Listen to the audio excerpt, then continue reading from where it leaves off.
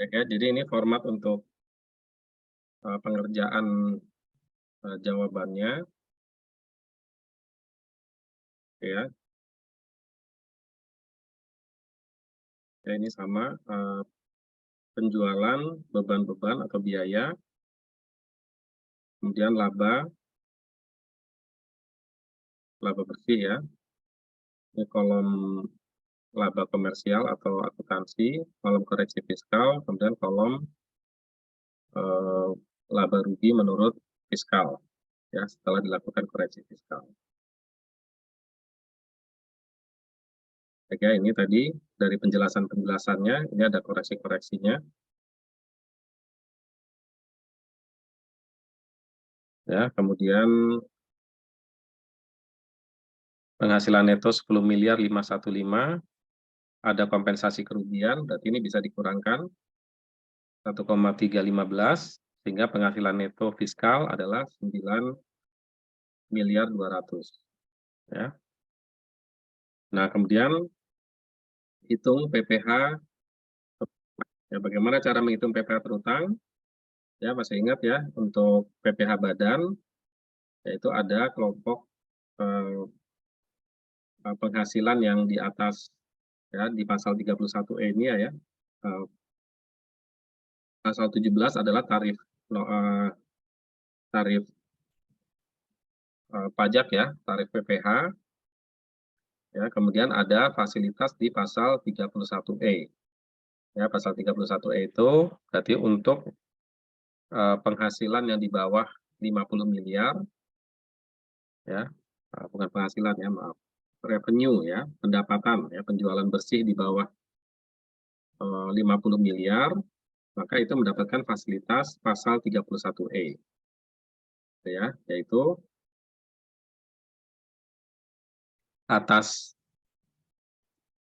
komposisi laba atau proporsi laba dari omset 4,8 miliar, yaitu dikenakan tarif yang lebih rendah ya, potongan 50% ya, 11% ya. Ya, tarifnya ini berarti 22%.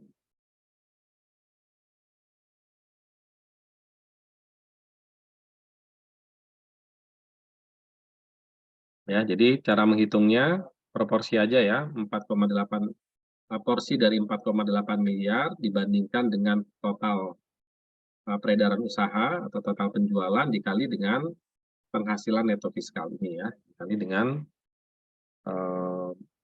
ya penghasilan neto berdasarkan fiskal, yaitu 9.200.000. Jadi ini porsinya adalah 1.766 kali tarif 11%, kemudian selisih sisanya 20,2 miliar ya per 25 miliar kali tarif. Nah, ini dikenakan full ya, 22%. Ini adalah jumlahnya. Kemudian kredit pajak berasal dari mana? Tadi di sini ada ini ya, PPh 25 ada 200 juta. Nah, ini adalah masuknya di bawah ya. Di sini di koreksi fiskal tadi. Ini ya.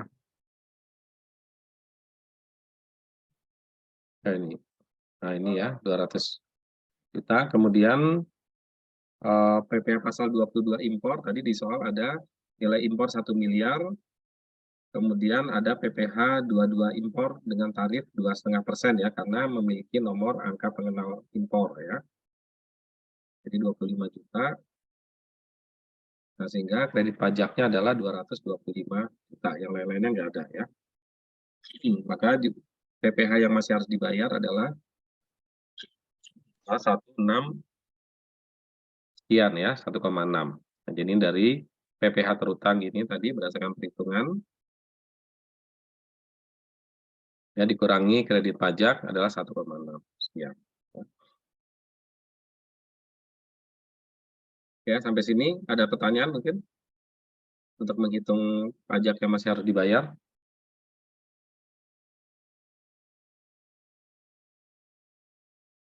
Oke, saya lanjutkan ya. Nah, kemudian yang Ini adalah pajak yang harus dibayar tahun 2020. Ya, sesuai dengan permintaannya ya, tahun 2020. Kemudian tugas selanjutnya adalah menghitung angsuran PPh 25 tahun 2021. Ya, angsuran PPh 25 tahun 2021.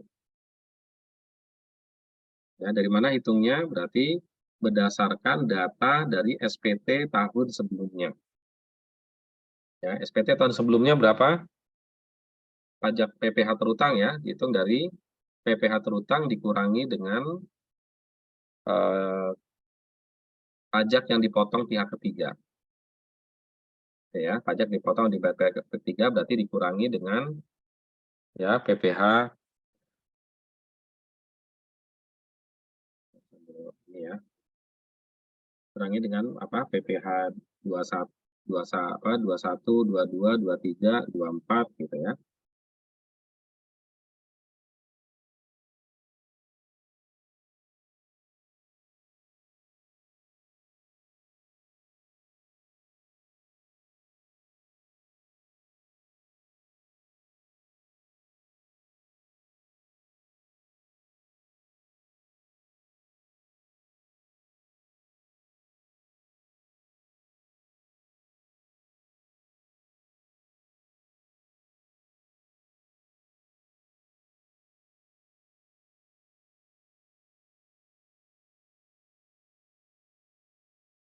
Ya, PP 25 mengatur perintah besaran pajak angsuran dalam tahun pajak berjalan yang harus dibayar sendiri oleh wajib pajak ya, PP pasal 25 ini ya. Nah, dari mana hitungnya? PPh terutang SPT tahun lalu dikurangi dengan PPh yang dipotong atau dipungut. Yang dipotong dipungut berarti PPh 21, 22, 23, 24, 21, 22, 23, 24. Kemudian dibagi dengan 12. Ya, atau banyaknya bulan dalam bagian tahun pajak ya, kalau misalnya dia tidak beroperasi selama 1 tahun. Ya. Nah, tapi ada kecualian, yaitu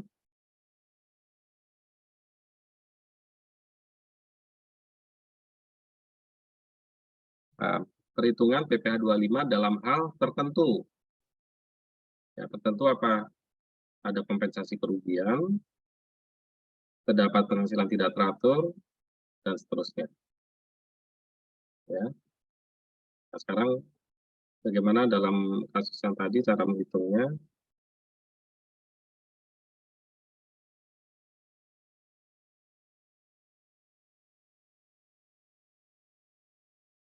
Ya, berarti referensinya adalah dari SPT tahun sebelumnya. Ya, tahun sebelumnya berapa penghasilan neto fiskalnya? Adalah 10.515. Ini ya. Nah, hitungnya dari sini. Ya.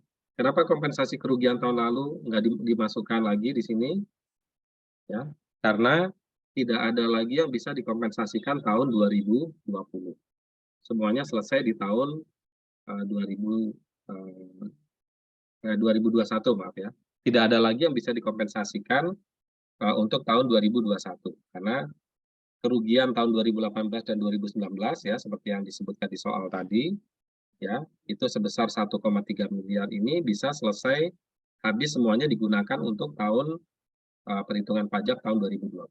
Berarti di sini jangan dimasukin lagi ya, jangan ngikutin 9,2 tapi pakai yang 10,51.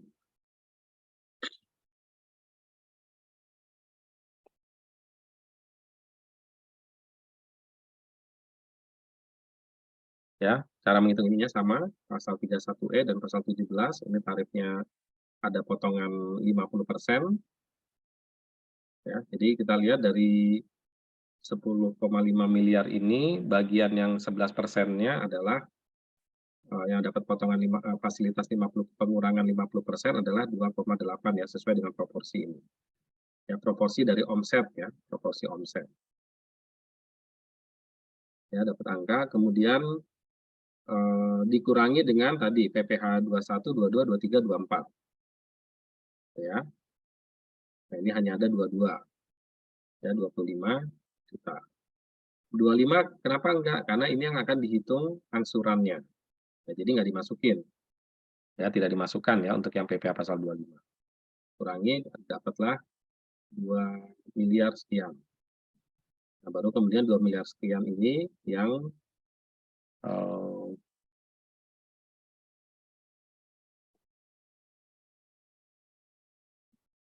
ya 2 miliar ini yang kemudian dihitung dibagi dengan 12 sehingga dia setiap bulan harus membayar PPh 25 sebesar 172 juta sekian.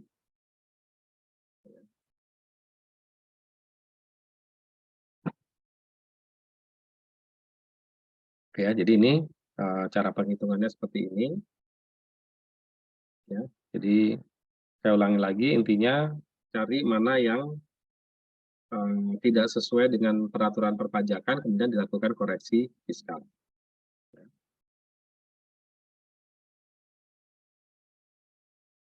Oke, ini untuk yang PPh.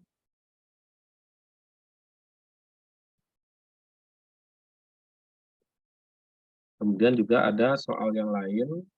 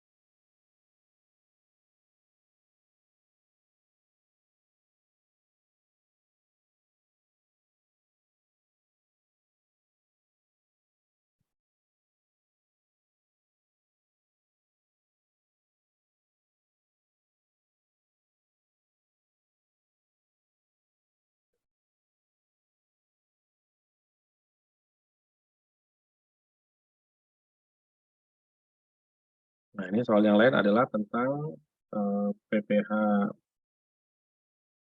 dan PPN ya. PPh 24 ya.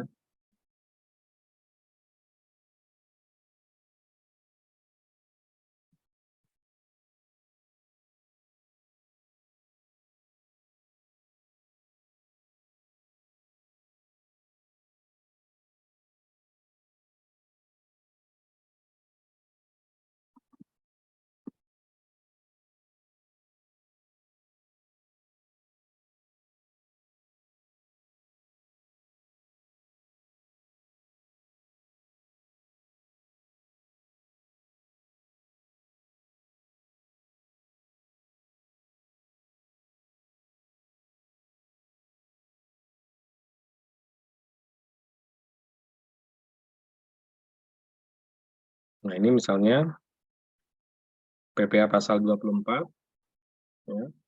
PT Berdikari merupakan wajib pajak yang punya penghasilan dalam negeri dan beberapa penghasilan di luar negeri. Ya, selama tahun 2020 penghasilan neto dalam negerinya ada 20 miliar, kompensasi kerugian tahun sebelumnya ada 2 miliar. Penghasilan luar negeri di Australia 6 miliar, tarif pajaknya 15%. Penghasilan luar negeri di Thailand 6 miliar, tarif pajaknya 30%. Penghasilan luar negeri di Malaysia 10 miliar, tarif pajak 15%. Rugi di Singapura 5 miliar, tarif pajaknya 10%.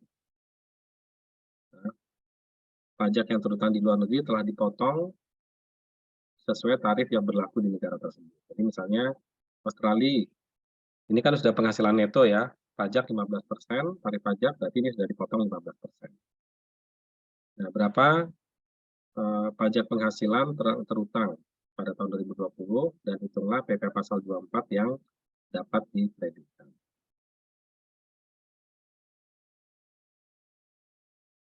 Ya, berapa pajak terutangnya?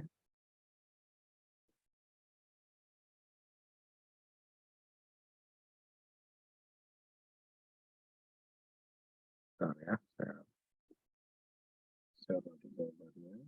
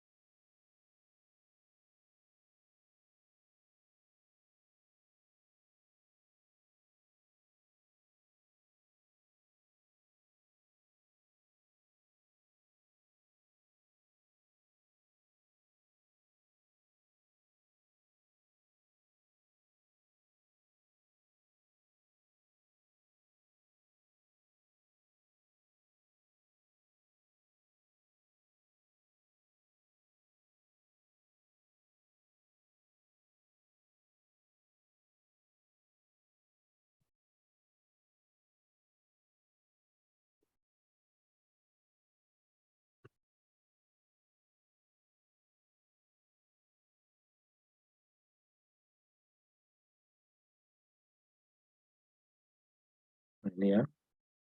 Jadi pertanyaan pertama adalah PPh terutang tahun 2020. Ya, PPh terutang nih, dengan profil seperti ini, berapa PPh terutangnya? Nah, yang pertama,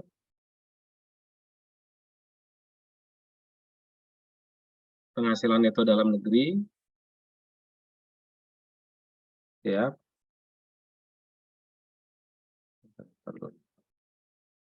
ya penghasilan neto dalam negeri berapa ini? Penghasilan neto dalam negeri 20 miliar ya, hitung penghasilan neto dalam negeri. Kompensasi kerugian tahun sebelumnya, berarti ini boleh dikurangkan kompensasi kerugian. Kemudian penghasilan dari Australia tambahkan, penghasilan dari Thailand ditambahkan, penghasilan dari Malaysia ditambahkan.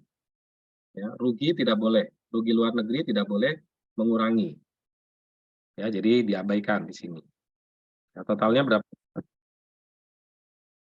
Ya, totalnya adalah 40 miliar. Ya, totalnya 40 miliar. Berapa PPh terutang tahun 2020? 22% kali 40 miliar. Ya, asumsinya ya kalau penghasilan kena pajaknya sudah 20 miliar ya asumsinya omsetnya di atas 50 miliar ya. Ya asumsinya omset di atas 50 miliar sehingga seluruhnya itu dikenakan tarif pasal 17 ya, nggak kena lagi tidak lagi dapat fasilitas pasal 31. Ya, berarti 8 miliar 800 PPh terutang. Ya. Nah, kemudian PPh terutang ini boleh dikurangi lagi dengan penghasilan pajak yang dipotong. Ya, pajak yang dipotong di luar negeri. Ya, misalnya hitung dulu maksimum yang diperbolehkan. Ya. Ya, maksimum yang diperbolehkan itu berarti Australia 6 miliar dibagi seluruh penghasilan kena pajak. Ya, berarti 6/40 ya dikali dengan 8,81320. Nah, ini adalah maksimum PPh pasal 24 dari Australia. Ya, sementara pajak yang sudah dipotong di Australia adalah tarifnya berapa ini? 15% kali 6 miliar, yaitu 900 juta. Nah, berarti PPh 24 di Australia adalah 900, ya, karena maksimumnya 1,3. Ingat ya, penghasilan neto di Australia dibagi dengan total penghasilan neto di Indonesia. Ya. Nah, yang dipotong di Australia 90 juta, 900 juta, maaf, berarti semuanya boleh dijadikan kredit pajak PPh pasal 24. Ya. Kemudian yang di Thailand maksimumnya 6 ya. 6/40 kali 8,8 miliar. PPh terutang 1,320. Sementara pajak yang dipotong di Thailand adalah 30% kali 6 miliar, 1,8. Nah, maksimum hanya boleh 1,320. Maka PPh 24 di Thailand adalah 13.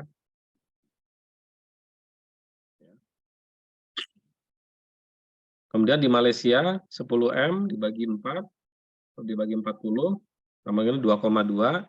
Pajak yang dipotong di Malaysia 15%, kali 10M 1,5, berarti PPh 24-nya maksimum sebesar yang sudah dipotong. Yang sudah dipotong ya, karena yang maksimumnya kan lebih besar. Jadi ini adalah PPh pasal 24 yang boleh dikreditkan. Ya, jadi ini nanti berapa jumlah yang harus dibayar ya 8,8 dikurangi PPh pasal 24. Nanti dikurangi lagi PPh pasal 25 kelebihan.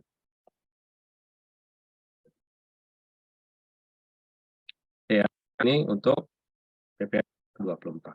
Kemudian untuk PPN, ini contoh soalnya. Ya, penjualan produk kepada konsumen dengan harga, nah ini sama dengan di slide ya. Sama dengan di slide, hanya beda angkanya ya. Beda angkanya saja.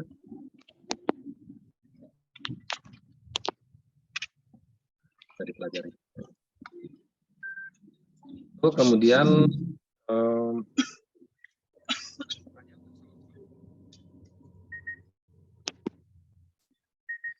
Misalnya ada satu lagi PPh 21.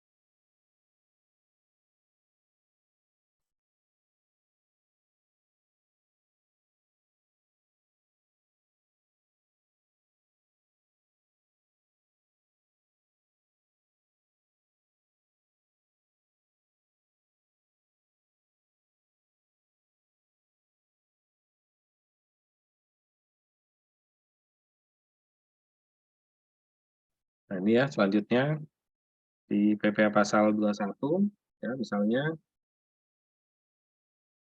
PT Mungkin Makmur mengikuti program BPJS Kesehatan, premi asuransi dibayar oleh perusahaan 4%, dipotong dari gaji 1%.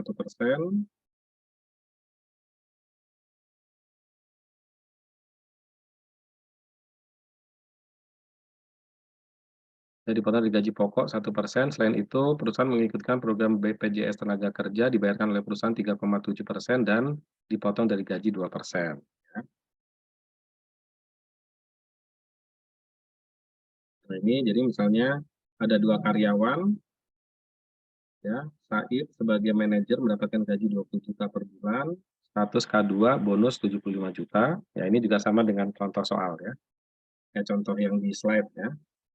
Dan supervisor gaji 10 juta, statusnya PK0, bonus 10 juta. Mulai bekerja 1 Maret. Ya. Nah, berapa PPh pasal 21?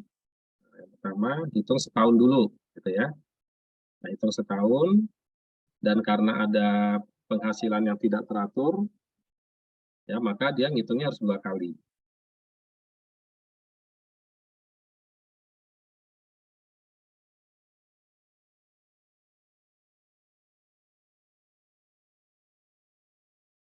Ya, ini penghasilan yang setahun ya. Nah, penghasilan setahun aja dulu ya. Jadi kalau penghasilan setahun berarti hitung setahun ya. Ini BPJS Kesehatan yang ditambahkan ya. Jadi yang boleh ditambah dari semua keterangan ini, maka pembayaran BPJS Kesehatan oleh perusahaan lah yang ditambahkan sebagai penghasilan. Ini ya, yang ditambahkan sebagai penghasilan. Ya, yang dipotong 1%, ini nggak ada pengaruh. Ya, jadi nanti yang berpengaruh itu adalah yang dibayarkan oleh perusahaan yang 4%, yang dibayarkan oleh perusahaan ini menambah, dan kemudian yang dipotong dari BPJS Tenaga Kerja dipotong dari gaji pokok, yang dipotong dari karyawan itu akan mengurangi. Nah, ini ya, akan mengurangi. Ya, jadi ini aja yang berpengaruh, yang lainnya enggak. Ya, dari sekian banyak informasi yang berpengaruh hanya asuransi dibayar perusahaan menambah penghasilan, kemudian dipotong dari gaji BPJS Tenaga Kerja, dipotong dari gaji pokok mengurangi. Oke, yang lain gaji setahun, tunjangan, bonus penghasilan bruto. Ya, kemudian pengurang penghasilan bruto, biaya jabatan, ya 5%, maksimum 6 juta.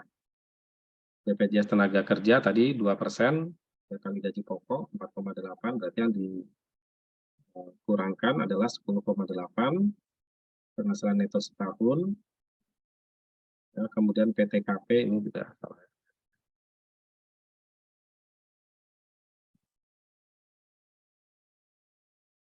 Ya, 67.500. Ya, ini dikurangkan aja ya nanti. Ya,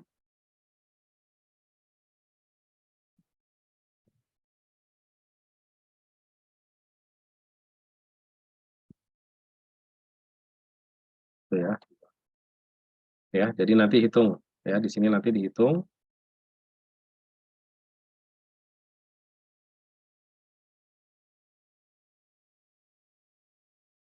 Ini tinggal 54 ya. Ya, nanti ini diperbaiki aja ya. Angkanya nanti diperbaiki. Ini formatnya aja. Nah, baru ini kan ada bonus ya, ini jangan langsung dihitung bagi 12 dulu ya.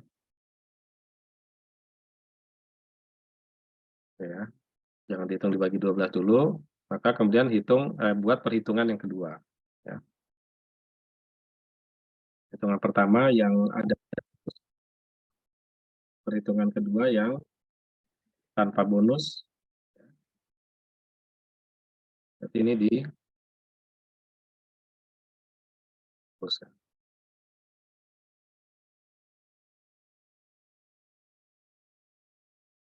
ya, ini 0 ya.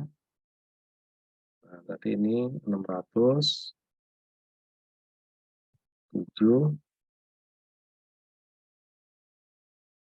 9, 2 ya. Kemudian dihitung 5%, ya, 97.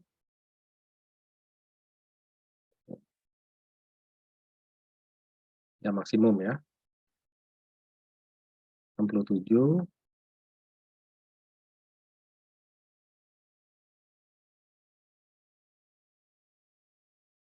287,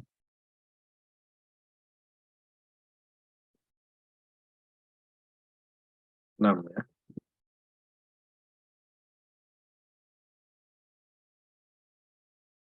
9, 1 ya, 219 ya. Dan ini hanya sampai lapis yang ke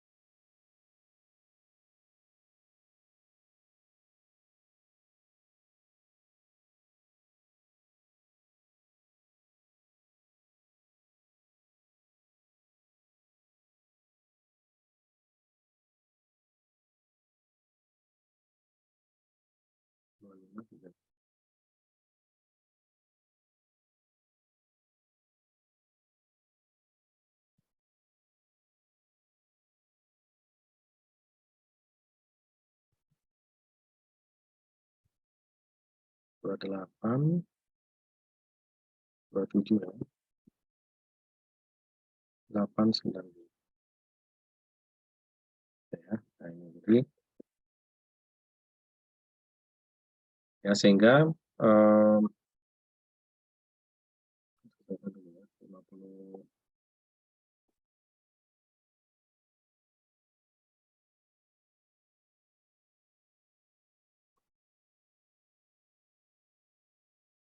13, 75,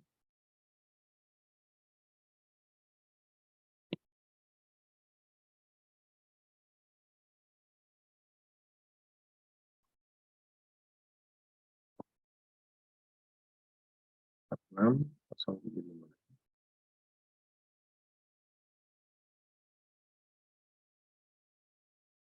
Nah, ini berarti eh, ini PPh terutang kalau bonus ya setahun ya. Setahun ini PPh terutang tanpa bonus setahun ya. Nah, maka eh, PPh atas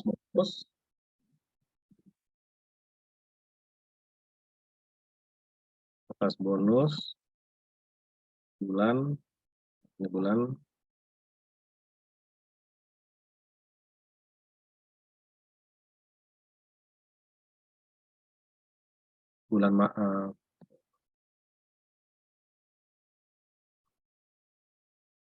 bulan yang pertama aja ya. Bonus sama dengan misalnya bulan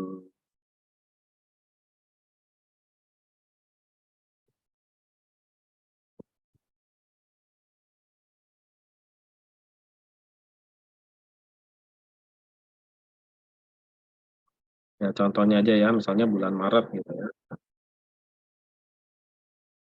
sama dengan 46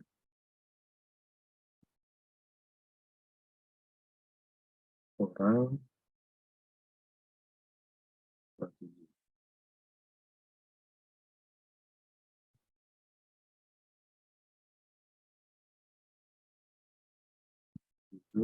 8, 9. Jadi sama dengan 18 juta. Benar nggak nih? Ya, kemudian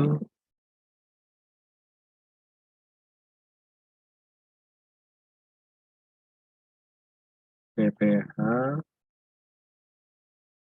terutang atas gaji bulan Maret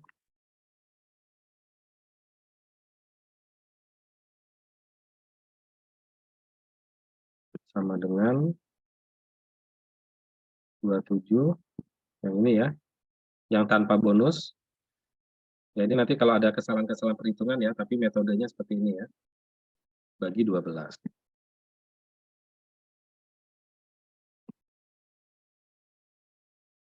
Sama dengan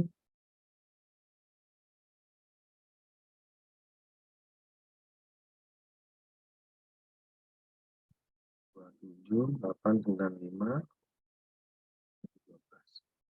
23, 24, 5, 8, 3.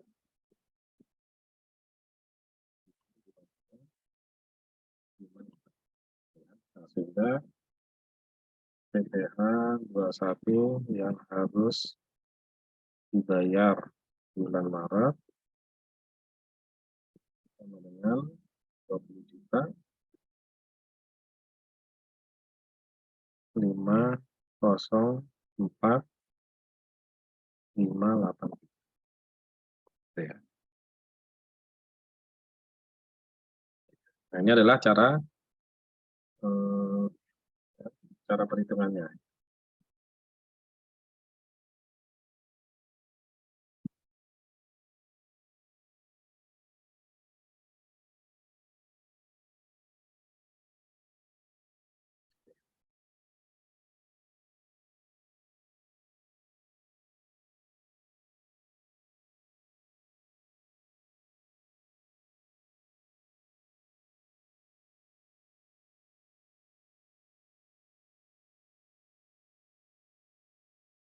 ya di sini ini juga ini sama ya untuk yang karyawan selanjutnya.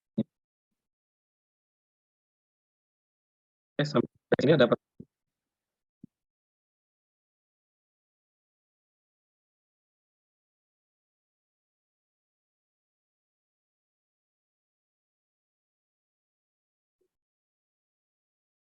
ya. Kalau nggak ada pertanyaan, saya kira saya cukupkan ya. Nanti eh, ya saya cukupkan untuk contoh-contoh soal ya, contoh-contoh latihan atau contoh-contoh kasus.